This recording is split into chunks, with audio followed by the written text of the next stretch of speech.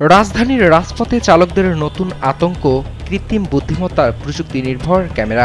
কোনো গাড়ি যদি ট্রাফিক আইন ভঙ্গ করে, নতুন এই ক্যামেরার মাধ্যমে স্বয়ংক্রিয়ভাবে সেই গাড়িকে শনাক্ত করবে, আর মামলাও হবে নিজে নিজেই।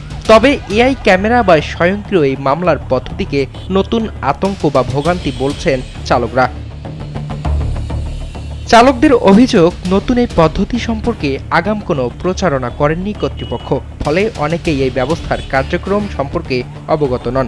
এছাড়াও অসাবধানতাবশত বিপাকে পড়তে হচ্ছে অনেক চালককে।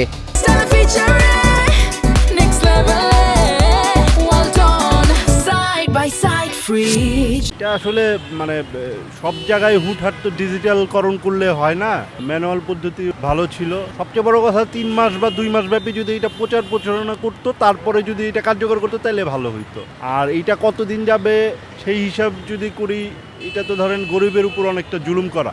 স্থায়ী এখন সরকার যদি চায় যেভাবে হবেই, এটা আসলে জনগণের যদি এটা সরকার হতো, তাহলে অবশ্যই 1-2 মাস প্রচারণা করার পরে, ক্যামেরা লাগানোর পরে 1-2 মাস প্রচারণা করে তারপরে আইনটা বলবৎ করা উচিত ছিল, এবং রাস্তার থেকে অটো বন্ধ করা উচিত, এবং ফুটপাত মুক্ত করে তারপরে এআই ক্যামেরা প্রযুক্তি বসানো উচিত। গুলশানের মধ্যে 2টা পয়েন্টে এরা লাগাইছিল। আরও মাসখানি আগে কিছুটা শুনছিলাম যে এআই ক্যামেরা চালু করবে।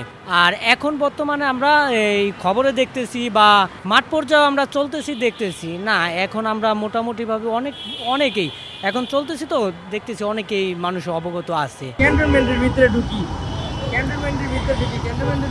ঢুকলে অলরেডি কিন্তু আগে সিগন্যালের দিকে ফলো, আমরা কোন জায়গায় যাইতেছি এটা কিন্তু অলরেডি সিগন্যালের দিকে ফলো, কিন্তু মূলত রাস্তায় আমরা অতটা এইভাবে খেয়াল করি না।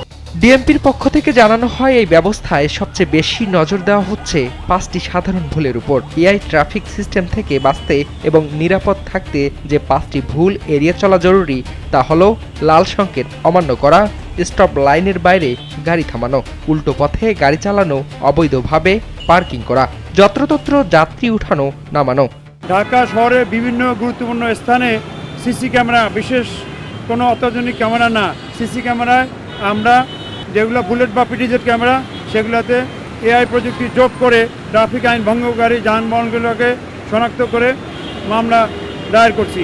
বর্তমানে চিঠি পাঠিয়ে ট্রাফিক মামলা বাস্তবায়ন করা হচ্ছে। তবে কয়েক সপ্তাহের মধ্যে আমরা মোবাইলের অ্যাপসের মাধ্যমে বা মোবাইলের মাধ্যমে এসএমএসের মাধ্যমে আমরা পাঠাবো, মামলা এসএমএস যাবে এবং মামলার পজ মেশিনের পিডিএফ কপি যাবে। তারপরে মামলা তারা জরিমানা পরিশোধ করবে। নির্দিষ্ট সময়ে জরিমানা পরিশোধ না করলে তাদের বিরুদ্ধে আমাদের ডিএমপির মেট্রোপলিটন ম্যাজিস্ট্রেট আছে, তারা সমন ইস্যু করবে। সমন যদি জরিমানা পরিশোধ না করে, তারপরে তাদের বিরুদ্ধে কিন্তু ওয়ারেন্ট ইস্যু করে অন্যান্য ব্যবস্থাও নেওয়া যাবে। নতুন এই এআই প্রযুক্তি ব্যবহারের ফলে ট্রাফিক শৃঙ্খলা আরও জোরদার হবে বলে আশা করছেন সংশ্লিষ্টরা। তবে এই পদ্ধতি সম্পর্কে আরও বেশি প্রচারণা এবং সচেতনতা তৈরি প্রয়োজন বলে মনে করছেন নগরবাসী। কিশোর রয়, কালবেলা।